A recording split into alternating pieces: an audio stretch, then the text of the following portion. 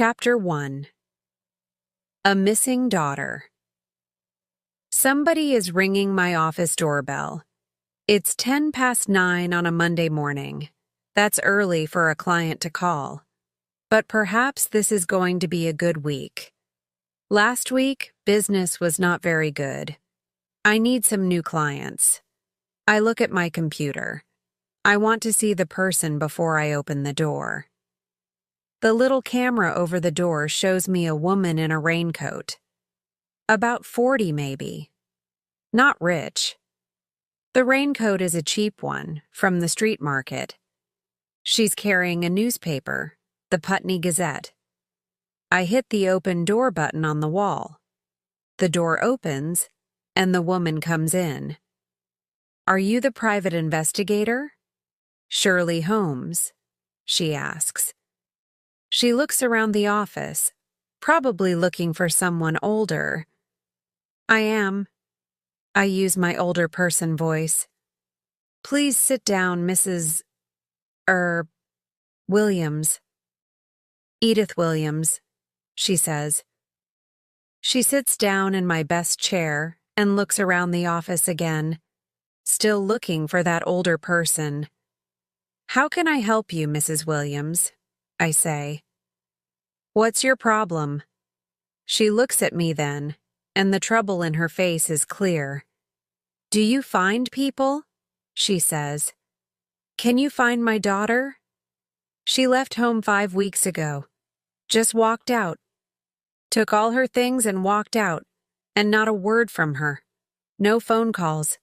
Not even a text. Nothing." Edith Williams is nearly crying now. "Why?" I ask. I'm careful. Family problems can be dangerous. You open a door and all kinds of dark and horrible things come out. And when those dark and horrible things are out, you can never put them back in again. Edith Williams is still trying not to cry. "Why, Mrs. Williams?" I say again. "Why did your daughter leave home? Was there an argument?" "Not with me, no. It's her father. Now she really is crying.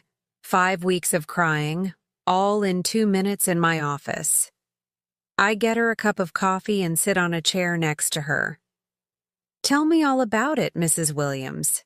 Take your time." The daughter, Carrie, is 15, I learn. She likes boys, has lots of boyfriends, doesn't listen to her parents. So what's new? Many 15-year-old girls are like that. But the new boyfriend, Edith Williams says, is older, and he's not English. He's a foreigner, from Lithuania. I remember my Ukrainian grandmother, my Greek mother. Foreigners. "Is that a problem for you?" I ask. "A foreigner?" "Not for me, but it is for my husband," Edith Williams says. "He doesn't like foreigners. They come here," he says. "They take our jobs, they take our houses, they take our money, and they can't speak English." He gets very angry about it. He says some horrible things to Carrie.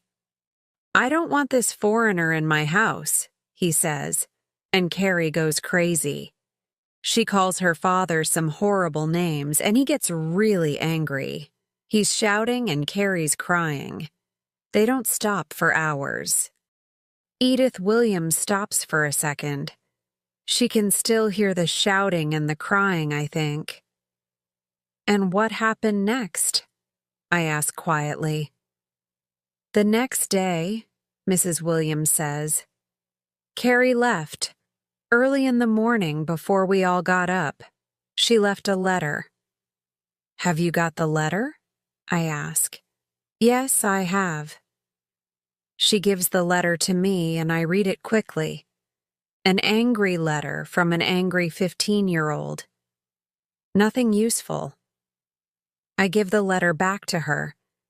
"I asked all her friends," Mrs. Williams says. "Everyone. They didn't know or they didn't want to tell me, and she stopped going to school. What about the police? I ask. I can't go to the police. My husband doesn't want to see her again. We can't even say her name at home. We? Who's we? Me and Darren. He's Carrie's little brother. He's 10.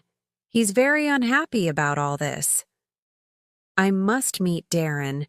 10-year-old boys can be very useful. They see and hear a lot. Edith Williams looks at me with her red eyes. Can you find her for me? I just want to know she's all right. And this boyfriend, this Lithuanian, what's he like? How old is he? What does he do? Is he kind? Is he the right person for my little girl? I take the job. I ask for a photograph of Carrie, the names of friends, the school, mobile phone numbers. Can I talk to Darren? I ask. Yes, we can meet him after school, Edith Williams says. But please don't come to my house. Please. My husband, I understand, I say. I can text you when I have some news. She doesn't know the name of the Lithuanian boyfriend. That's really helpful. There are thousands of Lithuanians in London. Finding one young man without a name in thousands of people? How easy is that? Chapter 2. Help from friends. I begin with Carrie, of course. I have a name, a photograph, and a school. I meet Darren when he comes out of school, and we go to Carrie's school. We sit in my car and watch the students when they leave. That's Janice. Look, says Darren. The girl with long black hair. She's very friendly with Carrie. And that's Kim next to her. I like Kim. She's funny. She makes me laugh. Ooh, and that's Aunt. See the one with very short hair and black clothes. Aunt? What name is that? Anthea? Don't know, says Darren. She's just Aunt. I take a quick photo of the 3 girls, and then I take Darren for a pizza to say thank you. Can you find my sister? He says. It's horribly quiet at home without her. Nobody ever laughs now. Mum cries all night. I hear her. I look at his small boy face. Yup, I can find her. That evening I phone my friend in the police. He's a detective, Detective Sergeant Sahid Patel. Hi, Sahid. How are you? Fine. What's new with you? Sahid says. Are you working on a case? Yes. I've got a missing persons case. A missing girl. Her mother came to me today. The girl left home 5 weeks ago after an argument with her father about her boyfriend, a Lithuanian boyfriend. How old is the girl? Sahid asks. 15. Oh dear. Sahid is not surprised. Every day we get missing persons reports. Do you know how many? No. Tell me. How many? The police in Britain get about 1,000 reports every day, Sahid says. And nearly 1/3 of those are young people between the ages of 15 and 17. When did the mother make the report to the police? She didn't. The girl's father doesn't want to see her again, I say. So, no police, no missing persons report, and no looking for her. That's what the mother told me. Okay. Be careful, Shirley. The girl's only 15. She can't get married before she's 16, and the law says, I know all that, Sahid. I know the law. Of course you do. Sorry. There's a smile in Sahid's voice. So what do you want from me? Can you help with the Lithuanian boyfriend? I say. Where do I look for him? Can you give me some names? People to talk to? Maybe. But there are about 200,000 Lithuanians in London. When do you want this? I have work to do, you know. I'm going to try the girls' school friends first, I say. Can you do it in a day or two? Text me when you have something. Okay. Bye now. The next day at 4 o'clock, I'm outside Carrie's school. I have my photo of the 3 girls, and I soon see them. They're standing, all 3 of them, in the street, looking at their mobile phones and laughing. I walk over to them. Hi, guys, I say. You're friends of Carrie Williams, right? I need your help. Carrie Williams? Says the girl called Aunt. Who's she? I watch the girls' faces. They know Carrie, all right, and they know she's missing. But how much do they know? Ah, come on, I say. You're Carrie's best friends. I'm looking for her. I need to find her. And who are you? Asks the girl called Janice. I give them my card. Shirley Holmes, private investigator, the girl called Kim laughs. Shirley Holmes? Are you the granddaughter of Sherlock Holmes or something? I smile. I get this all the time, again and again and again.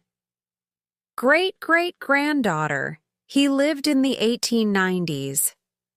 Wow, really? That is awesome, says Kim. Janice and Aunt laugh. Kim, you idiot. Sherlock Holmes wasn't a real person.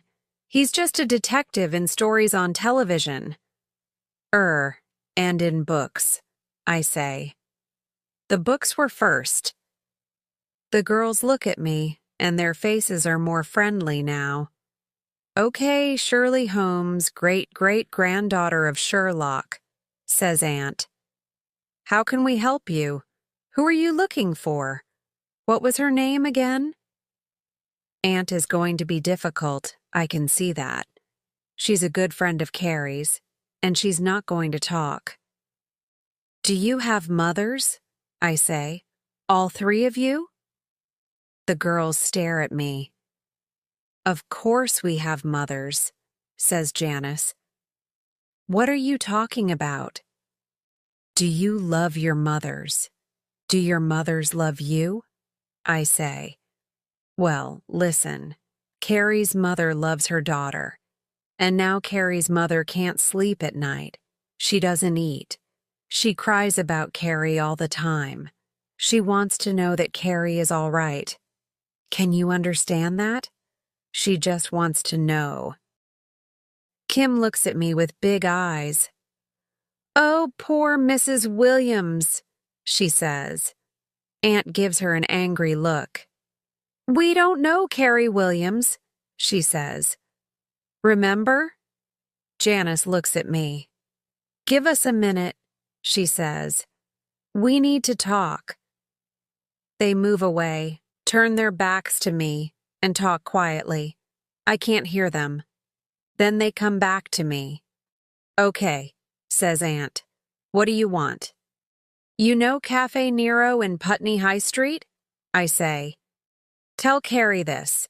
I'm going to be in Cafe Nero at 18:30 tomorrow evening and 18:30 the evening after that. I want to see her and talk to her.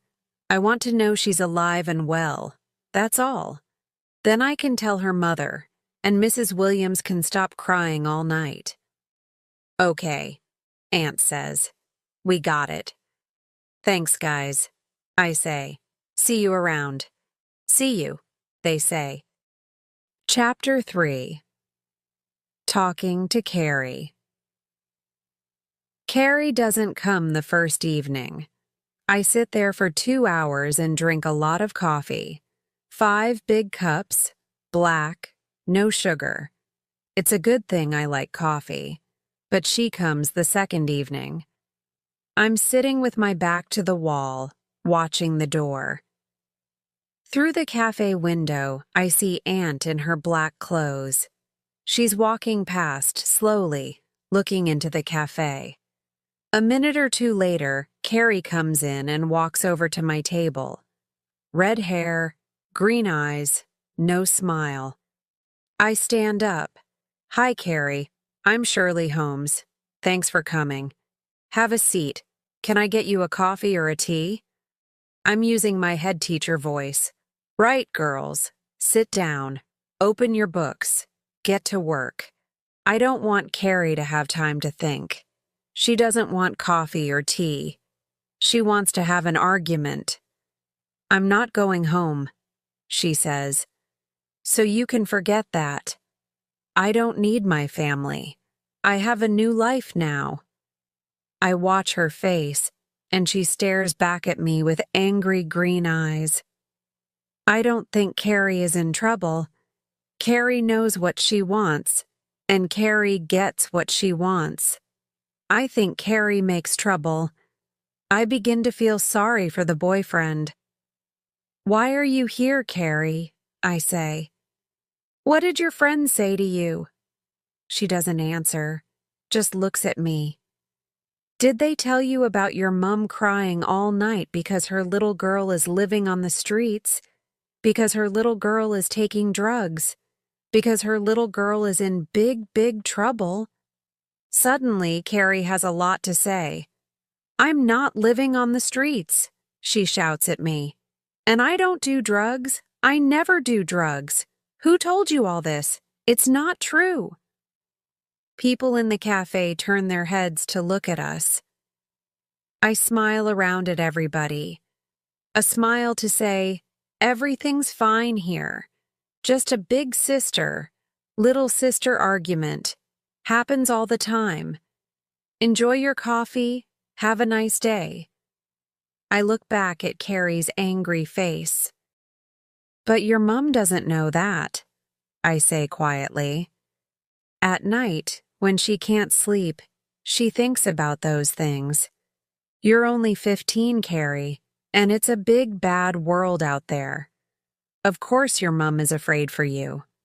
Carrie looks down at the table. Yeah. Well, she looks up. But I'm okay. I'm fine. You can tell her that.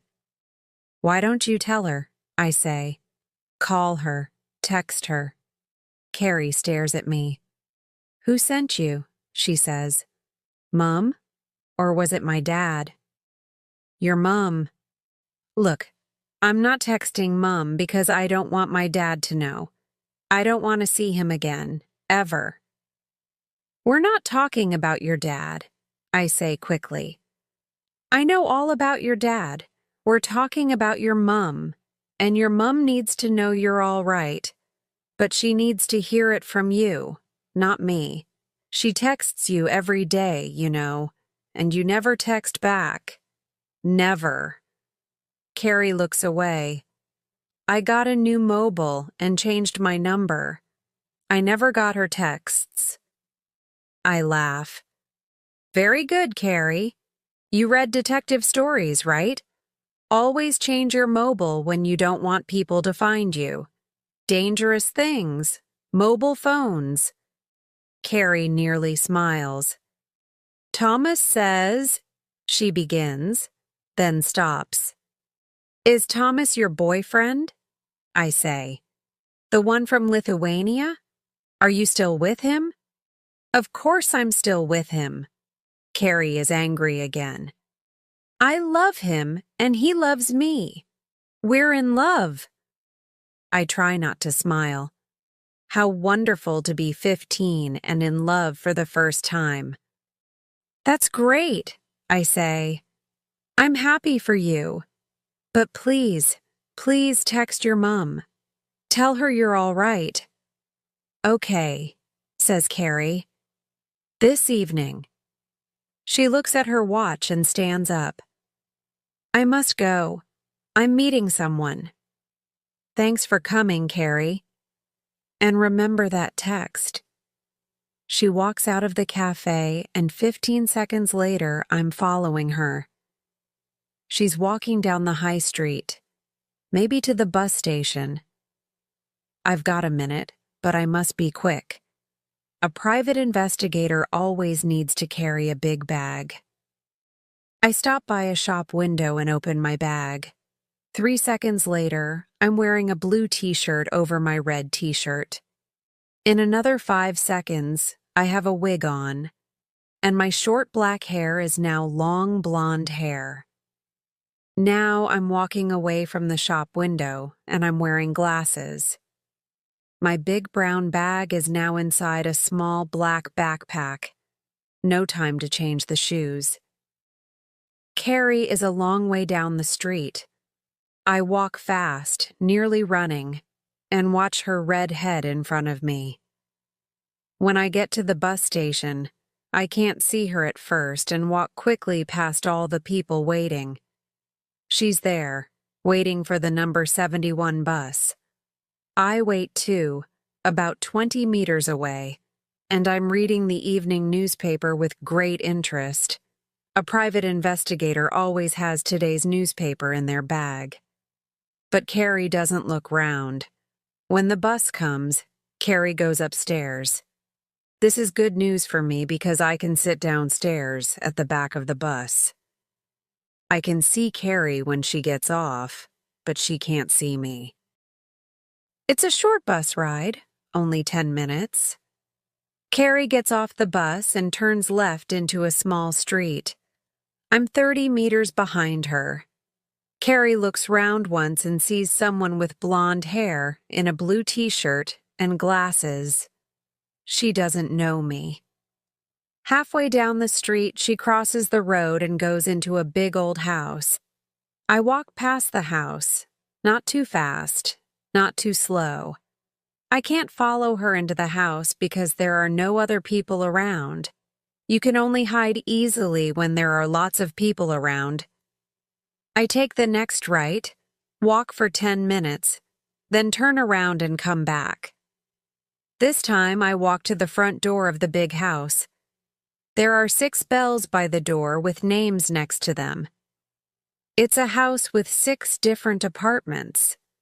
I look at the names, but there isn't a Williams next to any bell. Well, of course not. She's living with her Lithuanian boyfriend. I look at the names again. John Ozumba, K. Brown, Lily Sardelli, R. Varnight, T. Grigas, M. Westerbrook, Varnight and Grigas. Lithuanian names, I think? Tomas Grigas, perhaps? You can't stand in a quiet street and watch a house. Everybody looks at you and says, "Who's that woman? What's she doing?" But you can watch a house from a car. People often sit in cars waiting for somebody, having a sleep, checking their phone messages. I go home, make some spaghetti for dinner, and text Edith Williams. Saw C today. She's fine. More tomorrow. Chapter 4. The Boyfriend. The next day, I'm in the street in my car opposite the tea house. I have a cup of coffee, a newspaper, and a lot of time. I want to see Thomas and talk to him. Then I can make my report to Mrs. Williams and the job is finished. At 17:45, Carrie walks down the street and goes into the house. I'm watching carefully now. People are coming home from work, in cars, on bicycles, on foot. Lots to watch. 2 people go into the house, a young woman and a short, older man with white hair. At 18:25, a young man walks down the street, tall, with dark hair.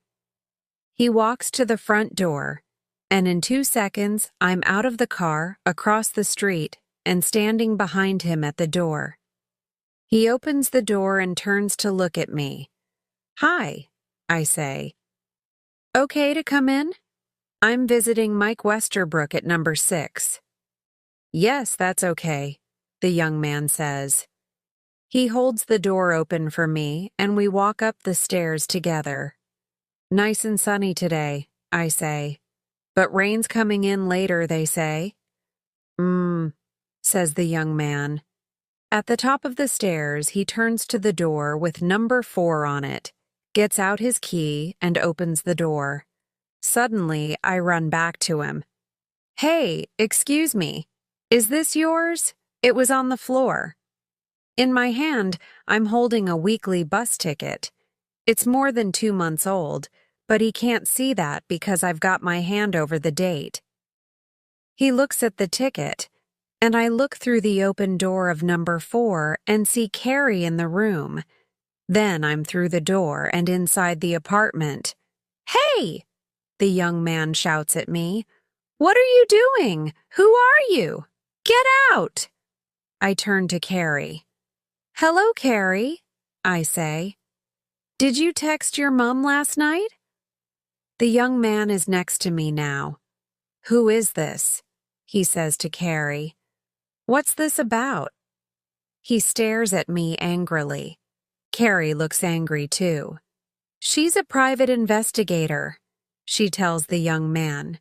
"Mum sent her. I talked to her yesterday in the cafe. I told you, remember?" "Ah." The young man suddenly smiles. He has a very nice smile. "How exciting! I never met a private investigator before. How do you do? I am Thomas Varnes, and I'm very pleased to meet you." He holds out his hand, and we shake hands. Wrong name, I think. Not the name on the door. But this is the Lithuanian boyfriend, Shirley Holmes. "Pleased to meet you too," I say. "I'm sorry about this, but I need to talk to you." "Carrie's mother?" "Of course," says Thomas. "I understand. Please, sit down. Can I get you some coffee?" He and Carrie make coffee, and we all sit down around a table. Thomas looks at me, smiling. "So," he says, "you want to ask me questions so you can tell Carrie's mother all about me. I am very happy about that. What do you want to know? Shall I begin?" So I listen to the story of Thomas Varnes's life. He is 19 years old and comes from Vilnius in Lithuania. He came to London 6 months ago because he wants to start a business. His family makes linen cloth in Vilnius, and Thomas wants to sell it in England. At the moment, he's working Monday to Friday in a hospital because he needs the money. But he's selling linen in the street market on Saturdays. Business is good and is getting better every week. Carrie wants to tell me more about it. "It's beautiful linen, you know. The best in the world. I'm learning all about it." She's excited. I can see it in her green eyes. Thomas is smiling. "Carrie is very good with the colors of the linen," he says. "She wants to work with me, and she's good at business too. Very good. Better than me." He puts the back of his hand against Carrie's face, just a touch, a very gentle touch, and smiles into her eyes. She looks up at him, and the love in her eyes is clear. For a second or two, the world stops for them. These two young people are very much in love. Carrie looks at me again. "Everybody wants to wear clothes made of linen now, you see, so our business is going to get bigger." "Lots of hard work," says Thomas. "But we're young. We can work hard, no problem about that. But we do have one problem." He looks at Carrie. "Your family." "Oh, that," Carrie says. "Not important. I don't need them. We're fine without them." "Not so," Thomas says gently. "Your mother is unhappy, your little brother is unhappy, and your father too." "No, he isn't. My father is a horrible man. We have arguments all the time. Every day he tells me, 'Do this, don't do that, do this.' He's always right, and I'm always wrong. Always. He never listens to me. He doesn't understand me. He doesn't want to understand me. He's just horrible." "Shh, shh," Thomas says. When people are angry, sometimes they say bad things. Maybe they don't really think that. You and your father have a lot of arguments, and you both get angry and say things. Yes, but, Carrie says. I sit and listen. This is not their first argument, and it's not going to be their last one. It's interesting to listen to them. Thomas is very gentle with Carrie, but he's strong too. He's in love, but he still thinks clearly. Excuse me, I say. I'm still here, you know. They look at me. Thomas laughs. Sorry, he says. We talk about this often. In the end, Carrie must go back home. She knows that. No, I don't, says Carrie. I'm not going back home. No way. But Carrie, you can't cut your family out of your life. Family is important. My family is important to me. And I want you to have your family too. To be friends with your mother and your father. And your little brother. They're off again. I'm trying not to smile. This argument is going to run and run. I think Thomas is good for Carrie. Well, I'm done here, I say. It was good to meet you, Thomas. I can tell Mrs. Williams about you now. And, well, good luck to both of you. Carrie smiles. Thanks, Shirley. Can I call you Shirley? Aunt and Janice said you were all right. I sent Mom a text last night, you know. Thomas stands up too. I must get home now, he says. I stare at him, surprised. Home? You live here in this apartment, don't you? No, Tomas says. Of course not. Carrie is 15. We cannot marry before she is 16 years old. It is against the law, so of course I don't live here. It is not correct. But this is your apartment? No. Thomas says again. It's my sister's apartment. Carrie lives here with my sister, Ruta Varnaite. She's working late tonight. I have a room with a friend near Putney Bridge. I'm very surprised. I sit down again and look at Carrie. Why didn't you tell me? Everybody thinks you're living with Thomas. Carrie doesn't look pleased. Well, I didn't tell them that, but my dad always thinks the worst. And sometimes my mum too. But we can get married next year, when I'm 16. Thomas laughs. He pulls her hair, gently. 16 is still very young to get married. We can wait. I want to know your family first, and you want to know my family. Yes, I really want to meet your family, Carrie says. But you don't want to meet mine, you really don't. Thomas pulls her hair again, not so gently this time. Of course I do. I want to talk to your father. I want him to like me. We have all the time in the world, Carrie. Let's just take our time, eh? Carrie tries to look angry. Then she laughs and puts her arms around him. Thomas and I leave the house together. He walks with me to my car. I'm sorry about Mr. Williams, he says. I think he loves Carrie a lot. Maybe I can meet him and talk to him one day. But Mrs. Williams doesn't need to be afraid for Carrie. Please tell her that. Of course, I say. I've got a lot to say to Mrs. Williams. Thomas and I shake hands again and say goodbye. I drive back to my office and check my messages. There's a message from Sahid. Call me about the Lithuanian boyfriend. I send him a text. Found the boyfriend, thanks. And the girl. All well, no problems. Easy case, nothing horrible. But thanks for the help. SH. A text comes back from Saheed at once. Oh, thanks a lot. I made 12 phone calls for you, all for nothing. Next time, you can help me. SP. Oh dear. Saheed is not pleased.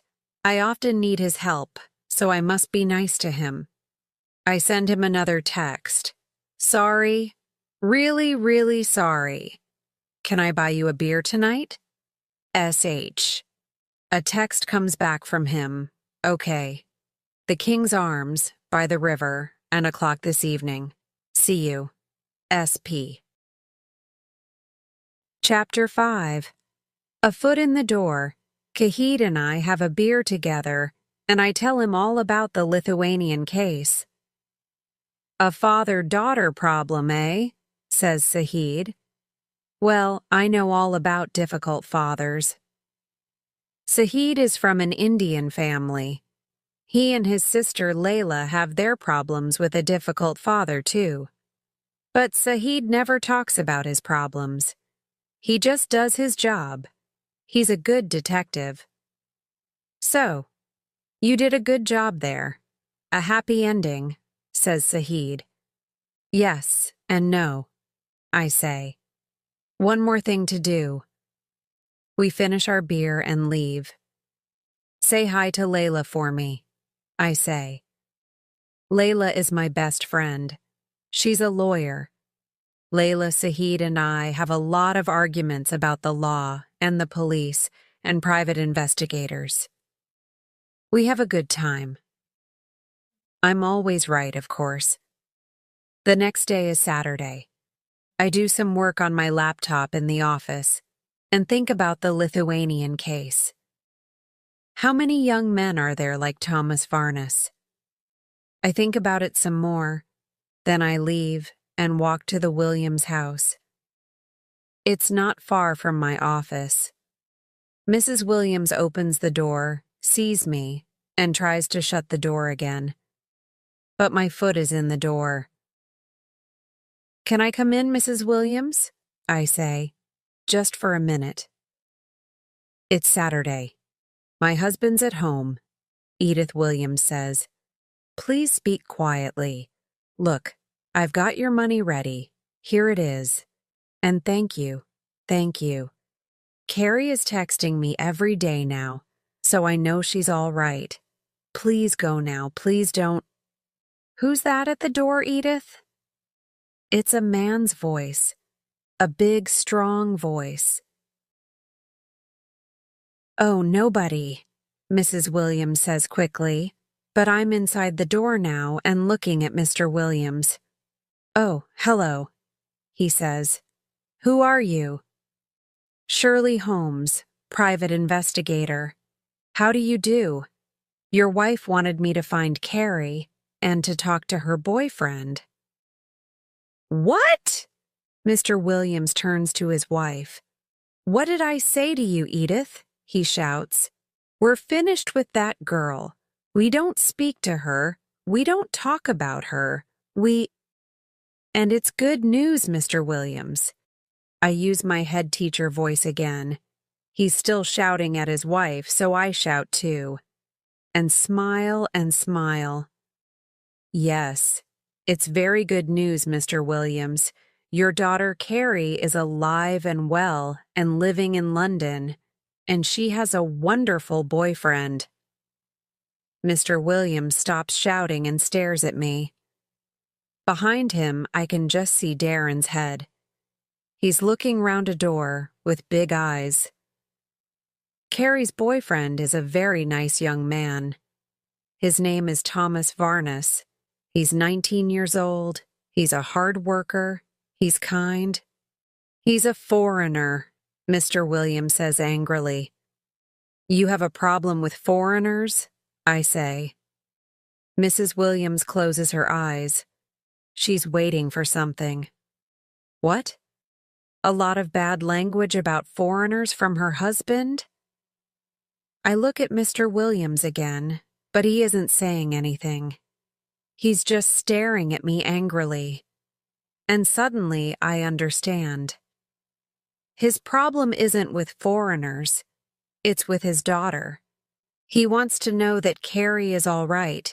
He wants to hear about her boyfriend. He wants to see her, to have her back home. But he can't find the words. He just can't say it. I speak quickly. Thomas is a very nice young man. I say it again. It's an important message. He works hard, he's doing 2 jobs, and he's going to make a good life for him and Carrie. He speaks very good English, and he's kind, and he's funny, but he's strong too. He thinks family is important, and he wants Carrie to come back home, to be friends with her mother, her father, her brother. All 3 of them are listening to me now. Darren has a big smile on his face. Oh, and Carrie is living with Thomas's sister. Not with Thomas, you know. Carrie wants to get married when she's 16 next year, but Thomas wants to wait. He wants to meet the family, and he wants Carrie to meet his family. So you see, Thomas Varnes is a good man, a really good man. He's a boyfriend to please any father in Britain, Mr. Williams. Carrie's father opens his mouth and closes it again. He still can't find the words. So now you know all about him, Mr. Williams. Meet him, talk to him, ask him to Sunday lunch. I turn to Mrs. Williams. Do you usually have Sunday lunch, you know, that wonderful British meal? All foreigners love it. Yes, she says.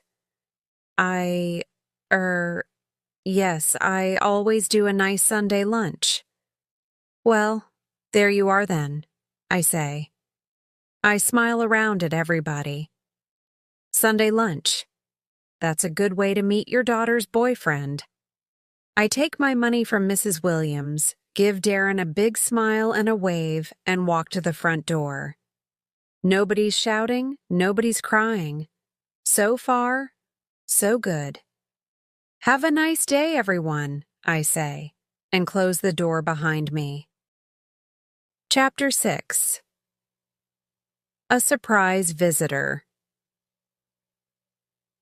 The next 3 weeks are busy. I have a new case to work on, and I'm out of the office nearly every day. I don't like the client very much, but the case is an interesting one. On Saturday morning, I'm in the office again. I have a lot of emails to write, so I'm not pleased when my doorbell rings. The computer screen shows me a man at the door. Well, what a surprise.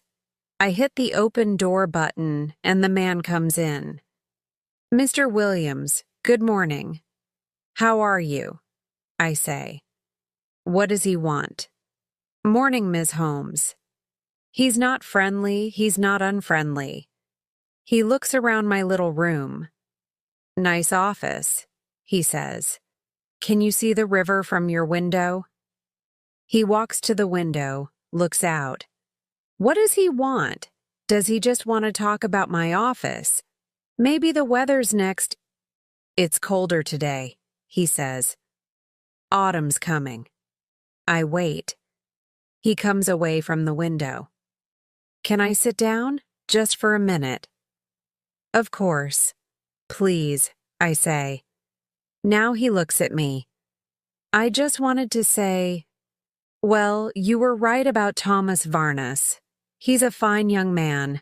I like him a lot. Well, that's great, Mr. Williams. I'm very pleased. So tell me, what happened? He smiles and gets comfortable in my best chair. He wants to tell me all about it. We asked him to Sunday lunch, like you said, and he and Carrie came to lunch and stayed all day. Lots to talk about. He laughs. Me and Carrie have an argument, of course, but we always do. Tom, I call him Tom now, you see, is very good for Carrie. He doesn't get excited and angry like Carrie does, and Carrie listens to him. He laughs again. She never listens to me. I smile and say something about the father-daughter thing. So Carrie's back home with us now. Tom comes round every evening, of course, and weekends. He's out with Darren now, playing football. Darren thinks he's wonderful. Thomas is a big brother for Darren, I say. That's right, says Mr. Williams. Oh, and Carrie's back at school too. She wants to do business studies, then she can help Tom with his linen business. She's got a good head for business, you know. He laughs. My little Carrie, a businesswoman. He stands up. Well, you're busy, I can see that. I just wanted to tell you about Tom.